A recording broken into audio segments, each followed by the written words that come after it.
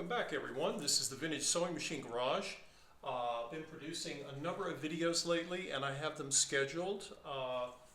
They should be coming out already scheduled through the month of May. So this is kind of a bonus because I have a machine ready, and I like to do a video showing the machine in action to people who might potentially want to purchase any of the machines I have rescued. This is the venerable iconic is an understatement, Singer 15. Now this is the Singer 15 class machine that has a rear-mounted motor and belt. Unlike the 1591, which is very common in the United States, you will see a lot of those with the direct drive or potted motor. This has the more traditional rear-mounted motor. This machine has been given a full reconditioning. One of the things it has is a new motor belt, but it does come with several attachments. You'll see them in the photos, several Singer attachments, and you'll also see this. Some of you may have this.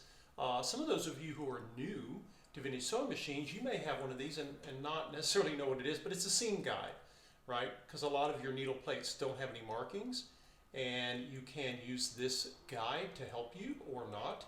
It has a thumb screw. It can also come off. I'll just leave it on here, but it's easily removed.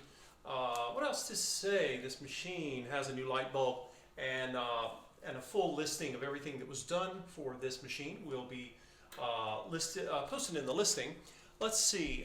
This machine, I currently have a mid-century modern table that you may be able to get a bit of a glance at here.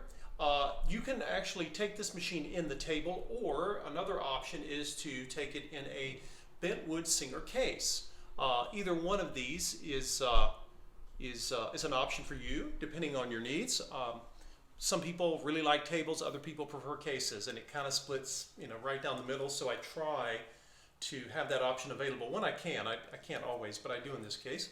So right now I have a made in West Germany leather-tipped needle. I found some vintage needles that were sealed, and they had no corrosion whatsoever, and I thought it would be cool to use this. And I have some fabric-backed vinyl. I've got 3 layers here, and for vinyl and or garment leather, here's a little piece of garment leather as well. I really like to, in fact, we'll put the garment leather, we'll even sandwich it here, right in with the vinyl. So that'll be 3 layers of vinyl and 4 of the garment leather.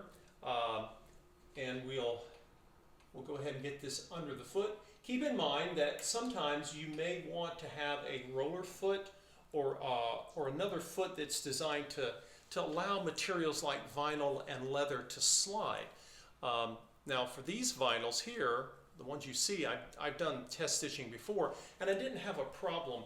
But sometimes you may have items that have so much friction on a traditional foot, you may want a roller foot, but they're easy to find and very inexpensive. Sometimes I have them and I just include them, but it's not a big deal to find. Okay, so I've got, again, leather tip needle here, and I'm going to start, I got my thread tails. I'm going to start with the needle down, and I like to do that whenever I have anything, multiple layers of heavy fabric or leather.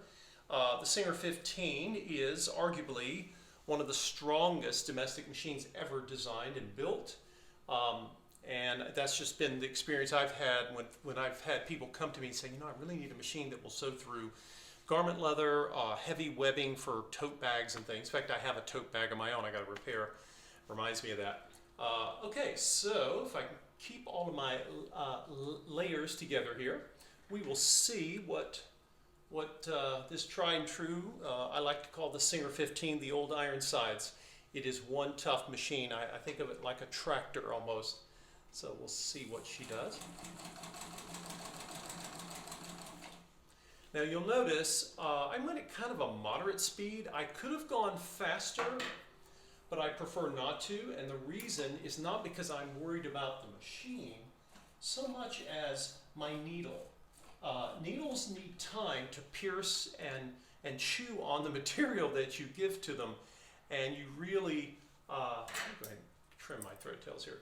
You don't want the needle to be pushed at a speed where it can't really fully digest the material that you're feeding under it, and you don't want to break your needles. And that's true of anything, whether it's this material or lots of heavy wovens. Just a good practice.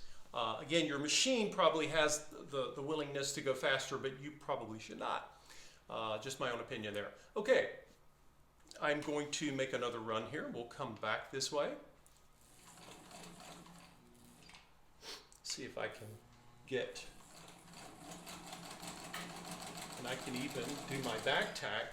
Some of you who sew objects where your stitches will show, whether it be leather or vinyl, some of you may wish to do your own back tacking manually, or even just turning the hand wheel instead of just doing the back tack. Now obviously this machine can do it, but unlike with fabrics, you often will have stitches on anything made with vinyl or garment leather. Those stitches may show for decorative reasons, and you definitely will want to watch your back tacking there, but you can see the machine certainly did it. You'll see the 2 rows of stitches I made, and again, this is 3 layers of fabric back vinyl, 1 layer of garment leather that I sandwiched in there. And here you can see where I did, there's the back tack area right there. Now on the back side, it's of course fabric backed, but notice that she has a wonderful stitch, she's balanced. And again, you know, you're sewing, it really does help to have the leather tip needle. Some of you have done this with other needles, and I know that you can do it. I think it's nice when you're going to sew any amount of materials like this that you are give the machine the needle that will help the machine do its job. You know, it didn't need it in this case, but I always recommend it, even though this needle is great. It's a leather tip needle, but again, I know some of you will use different needle types.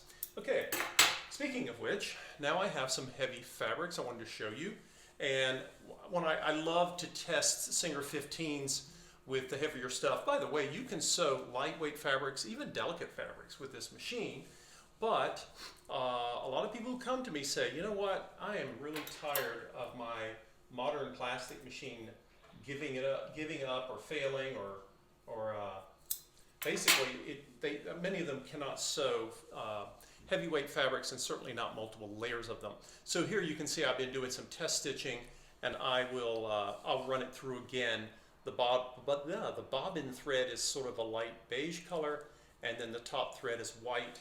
And what have I got? I've got 4 layers of kind of a medium cotton in this khaki color, and then I have folded over 2 layers of denim. So I may have a folded seam on the khaki, but let's just say we've got 6 layers of fabric, 2 of which are denim, and I'll come over here on this other side closer to the very end, and we will put this machine and ask it to chew on this large sandwich of fabric.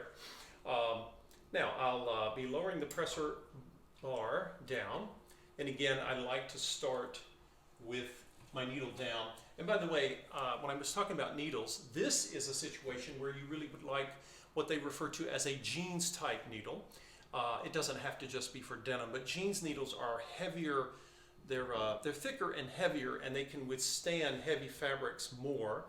All needles can break, but your jeans needles give you a little bit of a buffer against that. And I always recommend them for any heavy fabric you're sewing, whether it's jeans or not. Okay, let's see what she'll do for us.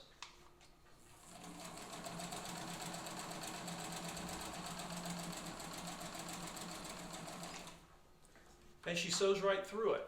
And then I'll come over again with 1 more row, let you guys see, and I'll pull this up so you can see close what the latest rows of stitches are.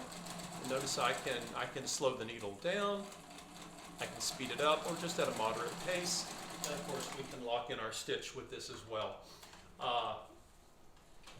I've mentioned in other videos before, the Singer 15, I believe, is the most copied They say imitation is the sincerest form of flattery. The 15 is the most copied sewing machine in history. After the patents ran out, this machine was copied by Japanese makers after the Second World War. Those were the first, I believe HA1 they were called, clones.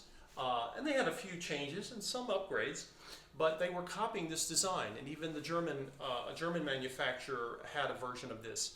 And a lot of companies adopted the Class 15 bobbin system that many of you use even in your new machines. Okay, so here we go. This was my earlier row, and then you can see the 2 rows I made up here toward the end.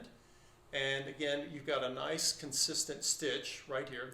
The 2 above my thumb there is what I just produced.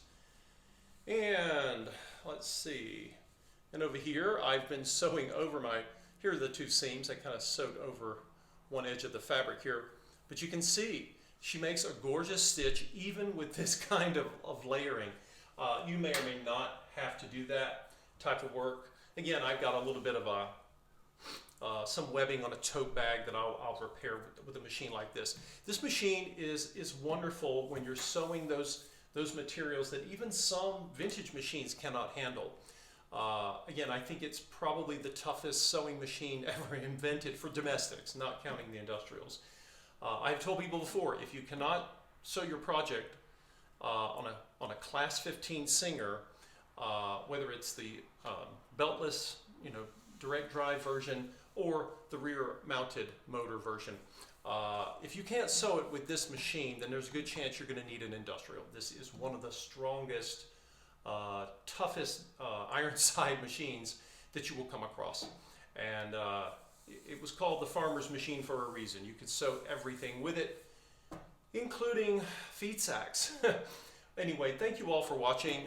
Stay tuned. There are a lot of videos that are going to be coming out weekly. And as we get toward May, I'll be making some changes to the channel. I'll explain more about those in a later video. Hopefully good changes. But in the meantime, if you see this listing and you are interested in the Singer 15 that you see in front of you, she has been fully reconditioned and is ready to go. Just contact me through the listing and you're welcome to set up a time. You can come by and try it out yourself. If you are new to sewing machines or new to vintage machines, I can actually demonstrate it for you. So don't be shy if you're not sure. When you have a new machine, it's like being in a car you've never driven before. This is a very simple machine to use, and I'm happy to demonstrate it for you and let you practice on her. Or maybe you just are interested in taking a test drive with it yourself. Thanks for watching, folks, and stay tuned for the coming videos.